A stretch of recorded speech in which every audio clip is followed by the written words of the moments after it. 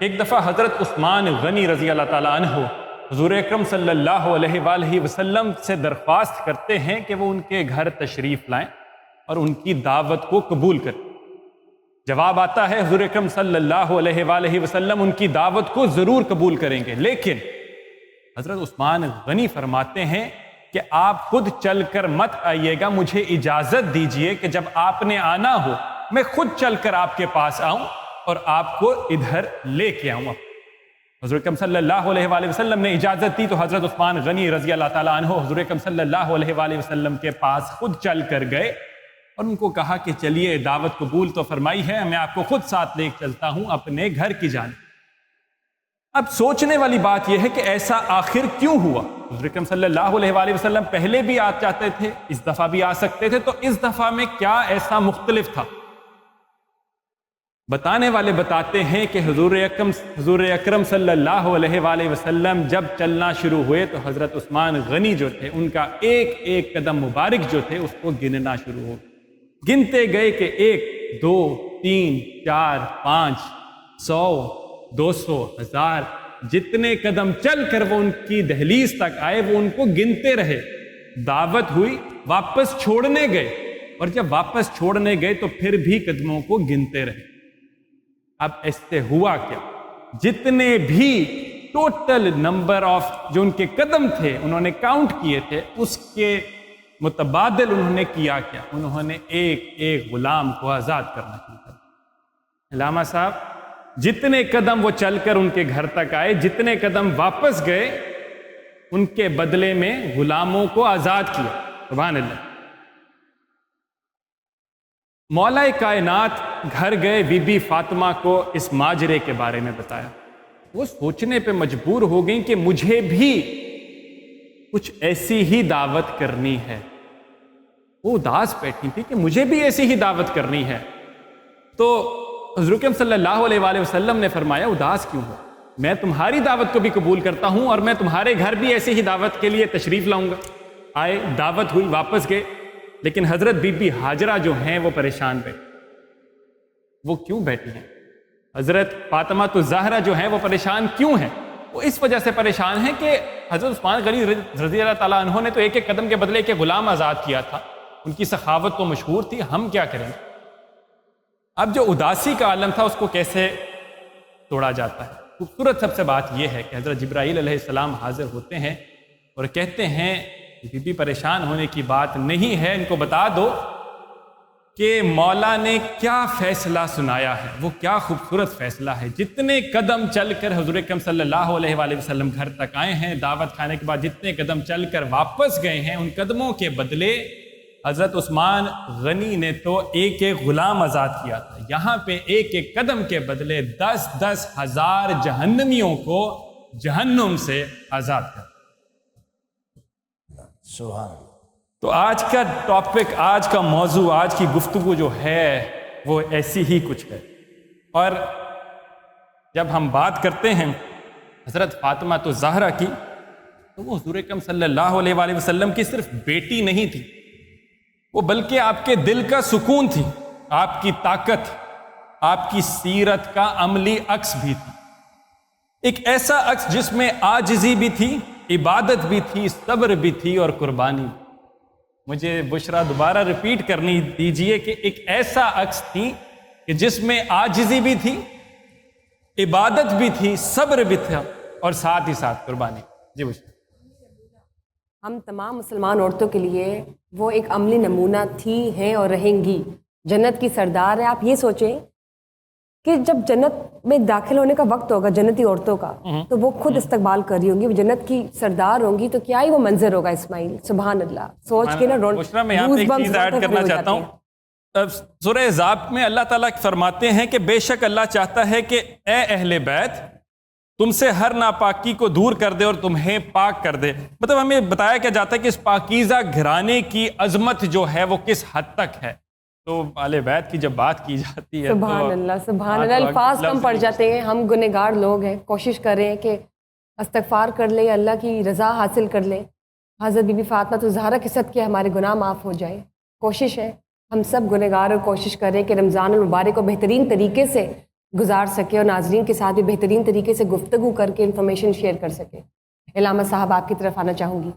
Topic تو دنیا نے سن ہی لیا ہے، اتنا ہی خوبصورت یوم وصال، مخدومہ کائنات، شہزادی کونین حضرت بی بی فاطمہ الزہرا، سبحان اللہ، کیا کہنا چاہیں گے؟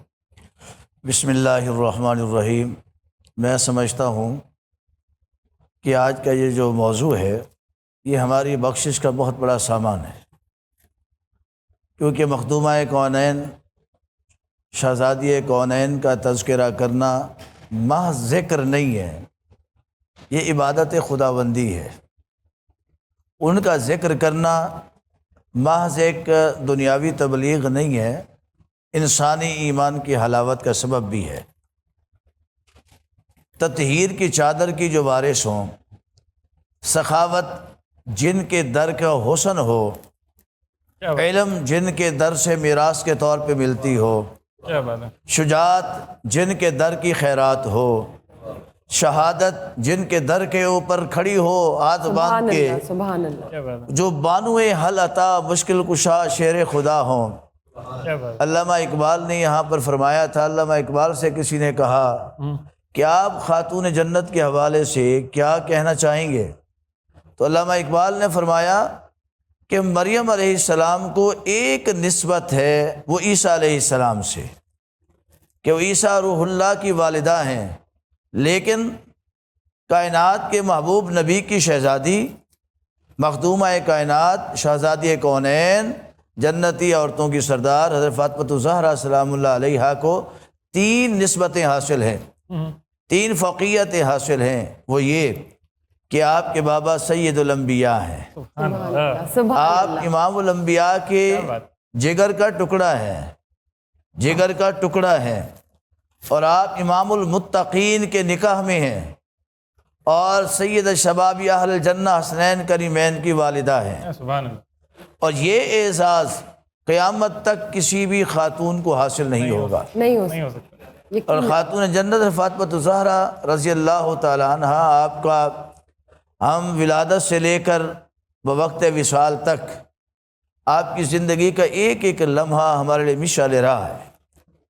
آپ دیکھیے نبی کریم صلی اللہ علیہ وسلم کے لیے جو سب سے پہلا موقع تھا اعلان نبوت کا، آپ نے جب اعلان نبوت فرمایا اس میں پورے خاندان کو اکٹھا کیا۔ قرآن میں ہے وَأَنذِرْ عَشِيرَتَكَ الْأَقْرَبِينَ، اے محبوب سب سے پہلے جو آپ کے قریبی رشتہ دار ہیں، آپ ان کو اللہ کے معاملے میں ڈرائیے، تبلیغ فرمائیے۔ اہل قریش کو اکٹھا فرمایا۔ اس وقت مخدومہ کائنات کی جو عمر مبارک تھی 3 یا 4 برس تھی۔ اب نبی رحمت صلی اللہ علیہ وسلم اعلان نبوت فرمانے کے لیے جا رہے ہیں، اور آپ کو معلوم ہے کہ میرے سامنے لات و منات و عزا کے پجاری کھڑے ہوں گے۔ جب میں وہاں پر اللہ کی معبودیت کا حکم جاری کر رہا ہوں گا، اللہ کی معبودیت کا اعلان کر رہا ہوں گا، اللہ کے سامنے جھکنے کا پیغام دے رہا ہوں گا، تو یہ بتوں کے پجاری جو ہے مجھے کچھ بھی نقصان پہنچا سکتے ہیں، اذیت دے سکتے ہیں جب میں ان کے جھوٹے خداؤں کے خلاف بات کروں گا۔ آقا علیہ الصلوۃ والسلام جانتے تھے کہ سارے موجود ہیں، لیکن چونکہ حکم تھا انذر عشیرتک الاقربین، تو اقربین کے اندر جو سب سے قربت والا رشتہ تھا، جو سب سے قریبی رشتہ تھا، اقرب، جو سب سے قریبی، دل سے قریب ہو، جان سے قریب ہو، روح سے قریب ہو، نگاہ سے قریب ہو، سانس کے قریب ہو، دعاؤں کے قریب ہو، ہر معاملے میں قربت والا رشتہ تھا، وہ خاتون جنت فاطمہ الزہرا سلام اللہ علیہا کا تھا۔ مہربان نبی نے 3 یا 4 سال کے بیٹی کو اٹھایا، اور اٹھانے کے بعد سینے سے لگایا۔ اعلان نبوت جب فرما رہے تھے تو خاتون جنت پاک نبی صلی اللہ علیہ وسلم کے سینہ اطہر کے ساتھ لگی ہوئی تھی۔ سبحان اللہ، یہ آپ کا احساس دیکھیے، کیا بات، اپنی شہزادی کو سینے سے لگا کر بتا رہے ہیں کہ مالک میں نے حق کے اقربہ ادا کر دیا ہے، تبلیغ کا جو حق تھا وہ ادا کر دیا ہے۔ اور جس کو سینے سے سب سے قربت میں نبی کریم صلی اللہ علیہ وسلم نے اعلان نبوت کے وقت میں اٹھا کے رکھا، تو اس ذات نے پھر اس تبلیغ کا حق کیسے ادا کیا کہ خود بھی، اپنی نسل کو بھی، قیامت تک آنے والی اپنی اولاد کو اللہ کی راہ میں پیش کر دیا۔ سبحان اللہ، سبحان اللہ۔ یہ خاتون جنت کی سخاوت کا سب سے بڑا سبب تھا۔ اور فاطمہ الزہرا سلام اللہ علیہا، آپ کی عبادت بے مثل و بے مثال ہے۔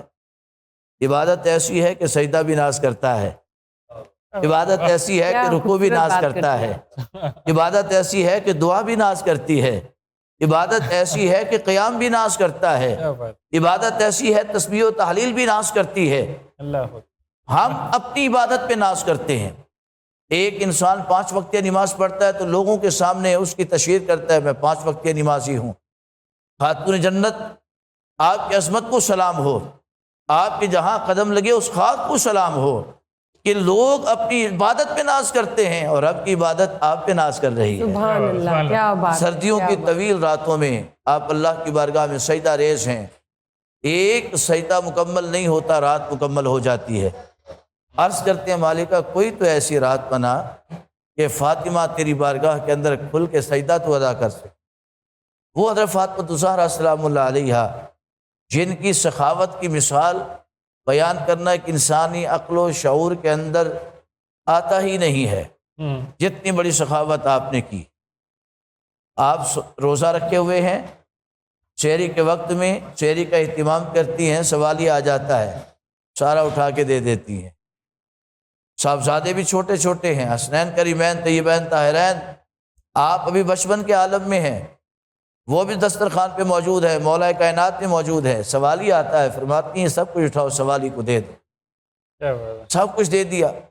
ہمارے ہاں تو کچھ سوالی آئے، ہم وہ چیز دیتے ہیں جو ہمیں پسند نہیں ہے، جو ہمارے کسی کام کی نہ ہو، جو ہمارے کسی کام کی نہ ہو، جو 4 دن پرانا روٹی سالن پڑا ہو، ایسے ہی ہے، جو باسی ہو چکا ہو، جو ویسٹ ہو چکا ہو، جو waste ہو ہم چکا کہتے ہیں یہ فقیر کو دے دو۔ جو کہ نہیں دو، وہ جو آپ کو خود پسند ہے، جو آپ خود پہنتے ہیں، اوڑھتے ہیں یا کھاتے ہیں یا پیتے ہیں۔ خوبصورتی ہے یہ دینے کی تو۔ یہ میں اپنی بات کر رہا ہوں کہ ہمارے ہاں جو رواج ہے، جبکہ ادھر رواج کیا تھا، ان کا طریقہ کیا تھا، ان کی سیرت طیبہ کیا تھی، جو آپ کو پسند ہے وہ اللہ کی راہ میں قربان کیجئے، وہ اللہ کی راہ میں خیرات کیجئے، وہ اللہ کی راہ کے اندر سخاوت کیجئے۔ سحر کا وقت ہوتا ہے، کھانا دے دیا، افطار کا وقت ہے، کھانا تیار، پھر سوالی آتا ہے، پھر اٹھا کے دے دیا۔ اسی میں جب رحمت صاحب ان کی سخاوت کا ذکر ہوتا ہے تو ایک وہ واقعہ بھی میرے ذہن میں آ رہا ہے، جب بنو سلیم کے ایک شخص نے آ کے حضور اکرم صلی اللہ علیہ وسلم کو کہا تھا کہ آپ جادوگر ہیں، اور حضرت اللہ اکبر۔ سیدنا عمر خطاب جو تھے وہ اس کو کہہ رہے تھے کہ میں اس کی گردن اڑا دوں گا، حضور اکرم صلی اللہ علیہ وسلم نے روکا پھر ان کو کہ چھوڑنے دو، اور وہ متاثر ہو کر اس نے اسلام قبول کر لیا۔ انہوں نے کہا اس کو قرآن سکھاؤ، اس کو کھانے کو دو۔ اب کھانے کو کچھ بچا نہیں تھا، تو جب ہماری حضرت فاطمہ الزہرا نے اپنی چادر تک جو تھی وہ دینے کا اعلان کیا۔ آپ لوگ بہتر واقعہ بتا سکتے ہیں۔ اللہ اکبر، سخاوت کی کیا کیا نشانیاں ہیں۔ اللہ اکبر۔ دیکھیں خاتون جنت کی گھرانے کی جو سخاوت ہے، اس سے بڑی کوئی نہیں ہو سکتی۔ اس سے بڑی ہو ہی نہیں یہ سکتی۔ اسماعیل قاسم صاحب، انسان مال لٹاتا ہے نا، مال لٹاتا ہے وہ ایک الگ بات ہے، پتہ ہے کہ مال آ جائے گا۔ گھر لٹاتا ہے، معلوم ہے کہ محنت کروں گا گھر بن جائے گا، لیکن آپ کی سخاوت تو اس انداز میں ہے کہ پورا گھرانہ لٹا دیا، آپ پورا سبحان اللہ، گھرانہ لٹا دیا، پورا کا اللہ پورا خاندان لٹا کیا دیا۔ بہترین واقعات ہیں۔ 55 سال کے بوڑھے سے لے کر 6 ماہ کے اللہ بچے تک، اکبر۔ اللہ اکبر، دودھ اللہ پیتے بچے سے لے کر ایک بوڑھے انسان تک کو اللہ کی راہ میں قربان کروا دیا۔ اور صبر و رضا کے پیکر اس قدر تھے پیکر، یہ نہیں کہ خاتون جنت کو خبر نہیں تھی کہ میرے گھرانے سے کیا کچھ طلب کیا جائے گا۔ اللہ اکبر۔ آپ بے خبر خاندان کے مال وارث نہیں تھی، یا مولا کائنات کو خبر نہیں تھی کہ میرے بچوں سے کیا کچھ نہیں طلب کیا، ہر چیز کی خبر موجود ہر تھی۔ خبر موجود، لیکن کبھی بھی کسی بھی کتاب کے اندر، سیاستہ کی کتاب کے اندر، کسی مسلک کی کتاب کے اندر، کسی مکتبہ فکر کی کتاب کے اندر کوئی بھی ایسی دعا خاتون جنت کی آپ کو نہیں ملے گی جس میں آپ نے کہا ہو یا اللہ میرے بچوں سے ایسا امتحان نہ لینا، جس میں آپ نے کہا ہو یا اللہ میرے بچوں کے ان تکلیف آزمائشوں سے محفوظ رکھنا۔ آپ نے دعا یہی کی، مالک اگر تو لینے پہ راضی ہے تو میں دینے پہ راضی ہوں، سبحان اللہ، جب سبحان وقت اللہ۔ آئے امتحان کا تو میرے بچوں کو ثابت قدم رکھنا۔ کیا جگر ہے، کیا وہ خاتون جنت ہیں جن کی سخاوت سے مال تک محدود نہیں ہے، گھر تک محدود نہیں ہے، کیا بات ہے، بلکہ اولاد تک اس سخاوت میں اللہ اولاد تک کی انہوں نے بارگاہ میں قربان پیش کر کر دی، دیا۔ اور آج ہم دیکھ سکتے ہیں کہ کس طرح سے اسلام کا بول بالا ہے۔